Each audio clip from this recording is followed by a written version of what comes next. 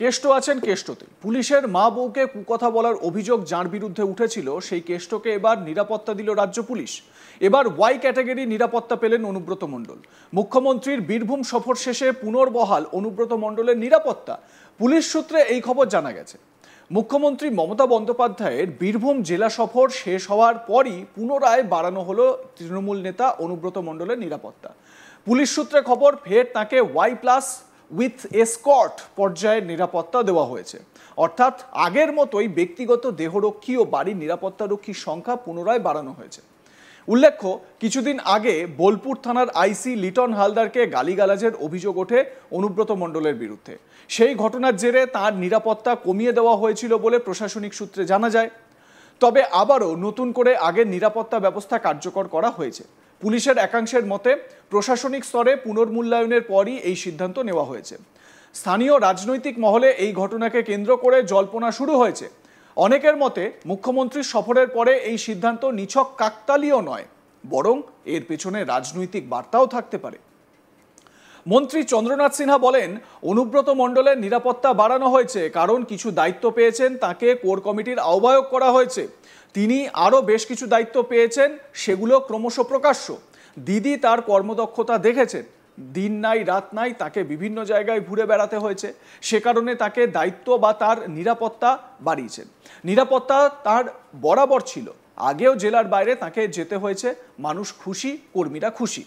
মন্ত্রী চন্দ্রনাথ সিনহা কি বলেছেন অনুব্রত মণ্ডলের নিরাপত্তা বাড়ানো নিয়ে, শুনুন। নিরাপত্তা তার ছিল, যাই হোক নানা কারণে ছিল, এবং মাননীয় মুখ্যমন্ত্রী বুঝতে পেরেছেন তাকে জেলা ঘুরতে হবে, এখান ওখান যেতে হবে, এবং হয়তো রাত নাই দিন নাই যেটা আগে অনুব্রত মণ্ডল করতেন সেইভাবে ঘুরতেন। শুধু বীরভূম নয়, বীরভূমের বাইরেও অনেক জায়গায় যেতেন, তাই উনি বুঝে এটা বাড়িয়েছেন। এটার সঙ্গে তো অসুবিধা কিছু নেই, এবং সে পারফরমেন্স তার দেখাতে পেরেছে বলেই সেটা হয়েছে।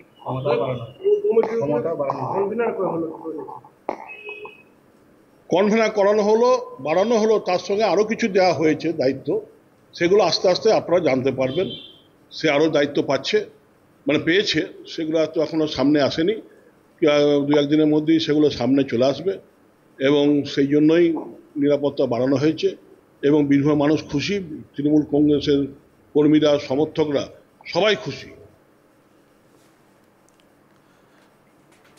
প্রসঙ্গত, বীরভূমের প্রাক্তন জেলা তৃণমূল সভাপতি ছিলেন মমতা ব্যানার্জির কাছের অনুব্রত মণ্ডল বা কেষ্ট।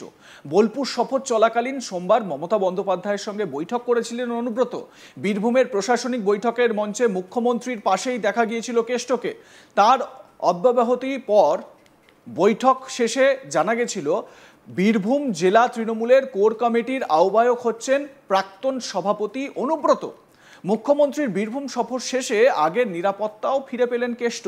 বুধবার বীরভূম জেলা পুলিশ সূত্রে খবর, অনুব্রত আবার ওয়াই প্লাস উইথ এসকর্ট পর্যায়ের নিরাপত্তা পেয়েছেন। অর্থাৎ আগের মতোই ব্যক্তিগত দেহরক্ষী থেকে বাড়ির নিরাপত্তারক্ষীর সংখ্যা বাড়ল কেষ্টর। অনুব্রত মণ্ডল এর আগে গরু পাচার মামলায় ইডির হাতে গ্রেপ্তার হয়েছিলেন। দীর্ঘদিন জেলে থাকার পর তিনি সম্প্রতি জামিনে মুক্তি পান। জামিন পাওয়ার পর থেকে অনেকটাই নীরব ছিলেন বীরভূমের প্রাক্তন জেলা সভাপতি। তবে মুখ্যমন্ত্রী মমতা বন্দ্যোপাধ্যায়ের সাম্প্রতিক বীরভূম সফরে তার সঙ্গে ঘনিষ্ঠভাবে দেখা যায় অনুব্রতকে। এমনকি মমতা বন্দ্যোপাধ্যায় প্রকাশ্যে তার পাশে থাকার বার্তাও দেন। দলের একাংশ মনে করছে এই সফরের পরই অনুব্রতকে পুরনো গুরুত্ব দেওয়া হয়েছে, তারই অঙ্গ হিসেবে দেখা হচ্ছে এই নিরাপত্তা বাড়ানোর সিদ্ধান্তকে। রাজনৈতিক বিশ্লেষকদের একাংশের মতে বীরভূমের রাজনীতিতে এখনো অনুব্রতর বড় প্রভাব রয়েছে। তার অনুগামীরা এখনো সংগঠনে সক্রিয়। সূত্র বলছে দল চাইছে 2026 সালের বিধানসভা নির্বাচনের আগে বীরভূমের সংগঠনকে আগের মতো মজবুত করতে। তাই অনুব্রতর অভিজ্ঞতা ও সংগঠনের উপর দলে কাজে লাগাতে চাইছে তৃণমূল কংগ্রেস। সেই কারণেই রাজনৈতিক ও প্রশাসনিক উভয় স্তরেই তাকে পূর্ণ সম্মান ও নিরাপত্তা দেওয়া হচ্ছে। এবার আপনাদের এই ওয়াই প্লাস ক্যাটাগরির নিরাপত্তা কি সেটা একটু বলি। ওয়াই প্লাস ক্যাটাগরির নিরাপত্তা হলো ভারতে ভিভিআইপি ব্যক্তিদের জন্য প্রদত্ত একটি নিরাপত্তা ব্যবস্থা। এতে সাধারণত 10 থেকে 12 জন নিরাপত্তা কর্মী থাকেন, যার মধ্যে 2 জন থেকে 4 জন কমান্ডো এবং 2 জন ব্যক্তিগত নিরাপত্তা কর্মকর্তা বা পিএসও থাকেন। এই নিরাপত্তা ব্যবস্থা সাধারণত পুলিশ দ্বারা পরিচালিত হয় এবং এটি ব্যক্তির ঝুঁকির মাত্রার উপর নির্ভর করে।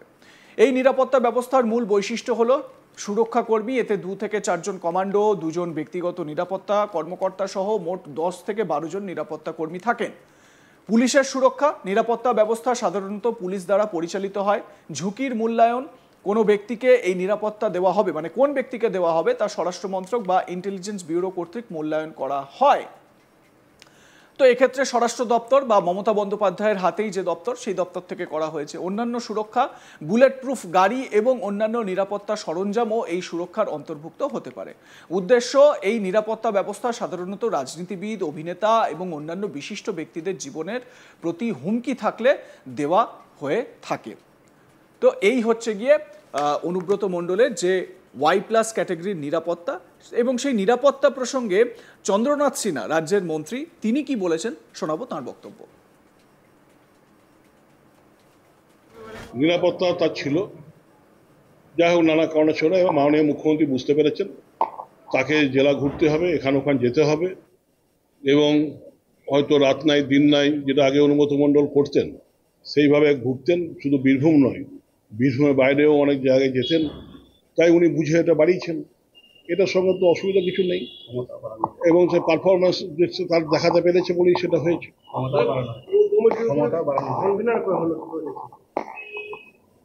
কনভেনার করানো হলো, বাড়ানো হলো, তার সঙ্গে আরো কিছু দেওয়া হয়েছে দায়িত্ব, সেগুলো আস্তে আস্তে আপনারা জানতে পারবেন। সে আরো দায়িত্ব পাচ্ছে, মানে পেয়েছে, সেগুলো তো এখনো সামনে আসেনি, 2-1 দিনের মধ্যেই সেগুলো সামনে চলে আসবে, এবং সেই জন্যই নিরাপত্তা বাড়ানো হয়েছে। এবং বীরভূমের মানুষ খুশি, তৃণমূল কংগ্রেসের কর্মীরা, সমর্থকরা সবাই খুশি।